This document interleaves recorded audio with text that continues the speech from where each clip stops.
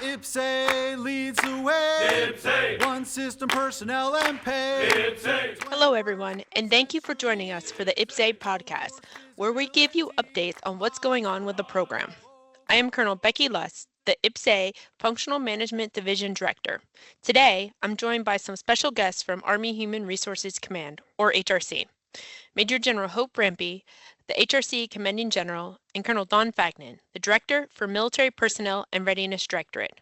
Welcome to the podcast. Hey, thank you, Becky. I was thinking about it. I think getting on this podcast is almost tougher than Survivor. I had to wait till season 5 to get on, but I'm really glad to be here today. Thanks. Thanks for having me, Becky. First podcast ever. Yes, ma'am. I don't know what tribe you are on. We'll see at the end. You've got your purple, red, yellow, where we're going with our Survivor episode here. Dawn, thank you for being here also. As always, the IPPS-A team and the larger HR enterprise is busy working to maximize soldier talent. The full transition of the marketplace to IPPS-A is a big one. But before we get started, I want to allow first-time IPPS-A podcast guests to provide some insights into their background.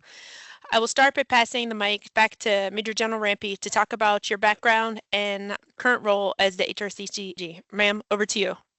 All right. Thanks, Becky. My entire career really has been in pursuit of taking care of soldiers. I was commissioned as an AG Corps officer. I've had the typical personnel jobs, but I've also commanded at the company and the battalion level. Being able to serve as the 62nd Adjutant General, I really got a better understanding of not just our essential personnel services, but the connection between all of our personnel systems. And then prior to becoming the commanding general for HRC, I worked personnel policy as the director for military personnel management. So it's really nice to bring that background home to the Human Resources Command. Yes, ma'am, for sure. Dawn, over to you. Can you give us a little bit about your background and your current role at HRC? So currently serving as the Director of Military Personnel and Readiness Directorate, known as MPRD, here at HRC. So we run the markets and we have all the talent managers to advise the force on career development education. Been in the Army for about 28 years. First 10 years was as an infantryman and been doing AG work for the last 18. Glad to be here. All right, thank you. Okay, ma'am, back to you. I would say this is a busy time of year for HRC, but I'm not really sure if it's ever not busy for you and the team there. So can you tell us a little bit about the priorities for HRC as it pertains to building the future force? Yeah, thanks, Becky. You're right. The people business is always a booming business. But as far as our priorities, I think first and foremost to the directors here was making sure that we align our actions and our priorities with the Chief of Staff of the Army. And so putting warfighting, readiness, transformation, and the strengthening of our profession at the forefront. And then delivering readiness to the right formation in the right place at the right time. And I think Don will talk a little bit more about that. But internally, I personally have been focused on our modernization efforts and ones that will impact the soldier experience. Because I think how HRC supports or provides information to soldier, family, or a veteran really will make a difference. I'm creating what I've called our digital front door, and it's improving our call center, our website, and focusing on our processes. Looking at creative ways to refine how we deliver readiness, provide options to increase retention, and really just trying to be transparent with the field. Yes, ma'am. Yeah, looking forward to all the improvements with the modernization and that digital front door. Dawn, over to you. With the marketplace comes highlighting individual soldier talents and skills. Can you tell us a little bit about data-driven information like the knowledge, skills, and behaviors, or KSBs, and why that's important for soldiers' careers as we modernize the Army? So Becky, KSBs is it's the story of you, what talents you have to offer, potentially what your gaps are for continued development. And then based on where you're at, that kind of drives your preferences in the market, especially as we've got the two-way markets with the officers and the warrant officers. So we're working with IPPS-A so soldiers can better articulate their talents. Like ideally in the future, we'd like it so it can automatically pull based on things that you've done over your career to kind of start at least informing where you might be a good fit or where some gaps are in your holes if you want to continue to get better as a professional. Okay. Ma'am, in your opinion, how important is the talent management for not only implementing change, but also for building that future force? Yeah, first though, before I talk about talent management, I love Don's one-liner. KSBs are the story of you. Hey, Don, if we ever need to produce a movie on IPPS-A, that's my vote for the title.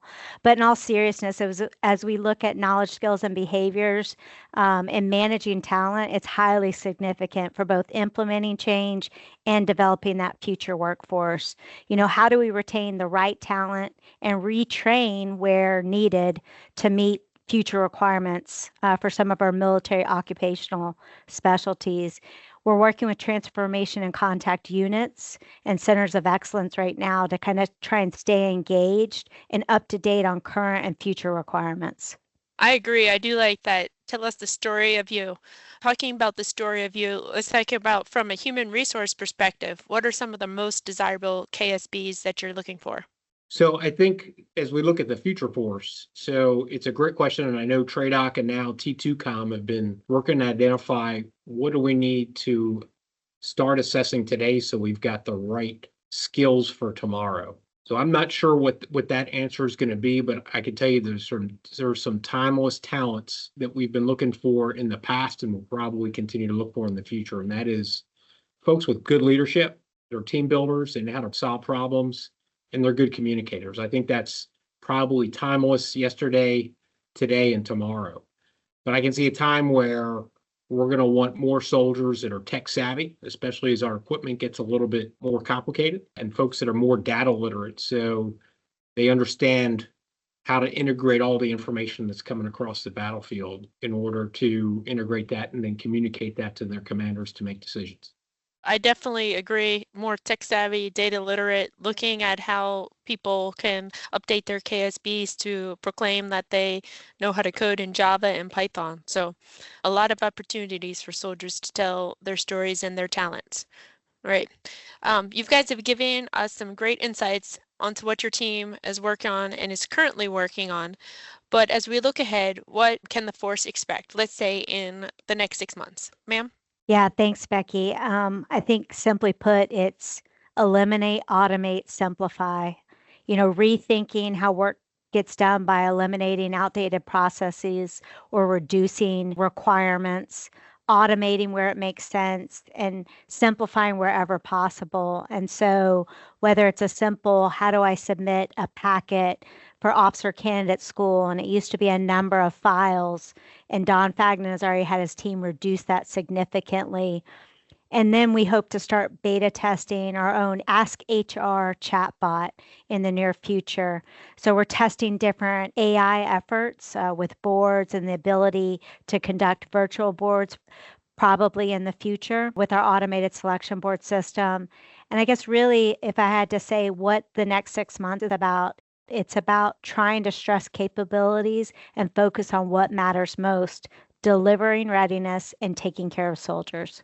Yes, ma'am. All of those definitely getting after that effort to improve that soldier experience. So the IPPS-A Marketplace for the active component in the 2603 enlisted manning cycle opened in July of 2025 and it recently closed. How did it go? And are there any lessons learned that you guys are going to use for the next cycle? So Becky, we've had NCOs in the IPPS-A markets for a while, which has been good. So this last market, we had about 4,300 NCOs in it. We were able to get everyone slated for assignment and no issues. And that's kind of a testament with HRC working with your team to troubleshoot along the way and really get to a point where it's working as it's designed.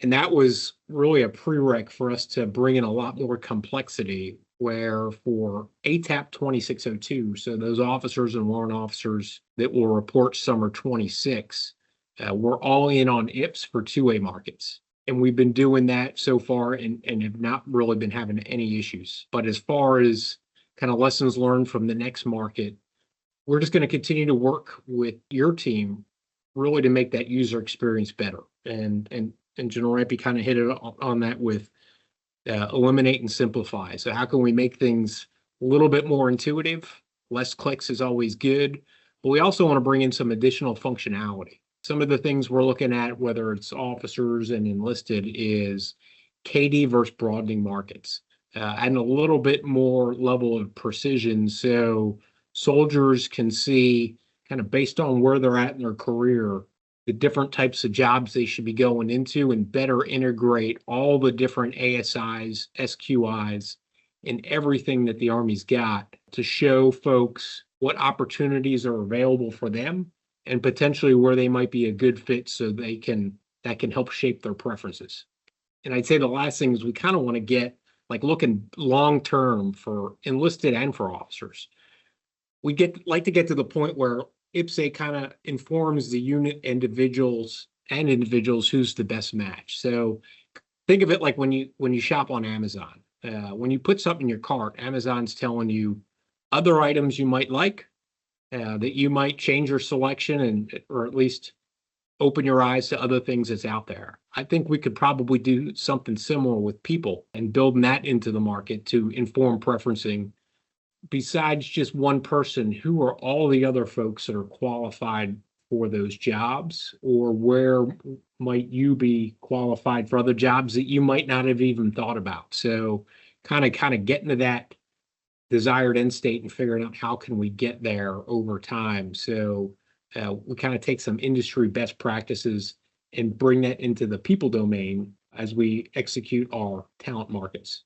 Yeah, I think sometimes people and units even pigeonhole themselves too much and they don't, right? There's a lot of people often available in the market and sometimes it's hard to whittle that down, but then you're sometimes probably missing maybe who's the best fit. So being able to use some of the data to make data-driven decisions might be a best opportunity. Any challenges your team is currently working through with this cycle?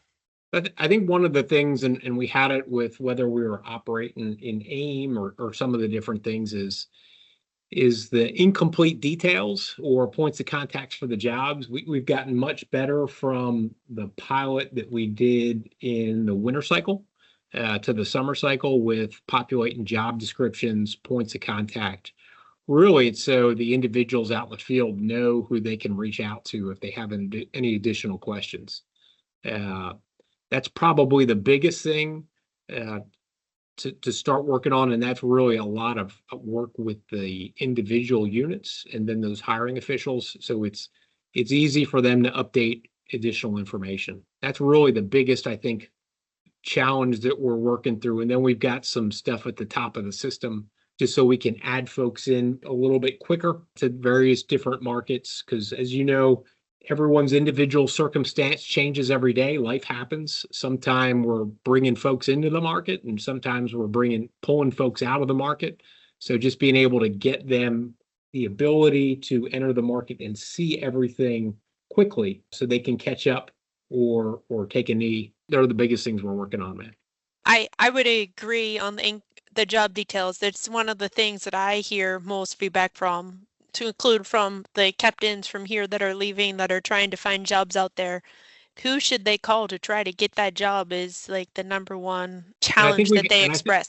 And I think we got to crack that code, because if we ever want to provide recommendations for hiring officials and or individuals in the market of where they're a good match, we need everyone to participate. We need the individuals making sure their talents are accurate and documented, but then also that's kind of the other piece is making sure that the units are saying, here's what I'm looking for. Because if we don't have that on both sides for kind of supply and demand, it'll be tough to figure out where those good matches are. So definitely something that's foundational that we continue to need to work on. So what marketplace resources are available to help users and where can they find them? So there's a bunch of stuff on the HRC website. We've got pre-taped and recorded if you're a unit and you're trying to figure out how to navigate to preference individuals, how to update your position information or points of contact. We've got things on our website where you can go to and take a look. I think they're also embedded in some of the IPPS-A's website as well, but then also things for individuals. So lots of different places. Really, you just got to Google it and things will pop up, and then we're always available to do individual unit training. We've done that in the past, whether it's for folks that are down at the Captain's Career Course at CGSC, or if you've got units at an installation that want to get some additional training on how to set up the market and get everything ready. We've got all types of subject matter experts here that can assist. Okay. Thank you both for all of the amazing information and updates from today. I got a couple good one-liners and themes that we can work on moving forward. Ma'am, and Colonel Fagnan, any final thoughts before we sign off? Hey, Becky and team, again, thanks for the opportunity. I talked a lot about transforming, whether it's a process or a practice, and I think our digital transformation really enables battlefield readiness.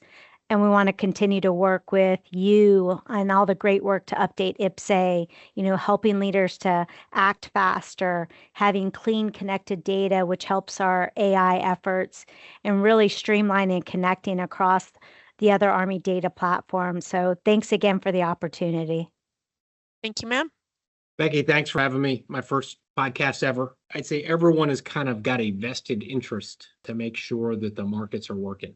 If you're an individual, that's so you can market yourself to kind of get the job that you're looking for. And then likewise, if you're a unit, it's to find the best talent. So I think we've all got a vested interest to get this right, to make it a great process and a great system, because it's good for the individual and it's also good for the unit. So, but thanks for having me. Yes, I agree. Build unit readiness and then improve the soldier experience. All right, that's it for this episode. Thank you all for listening.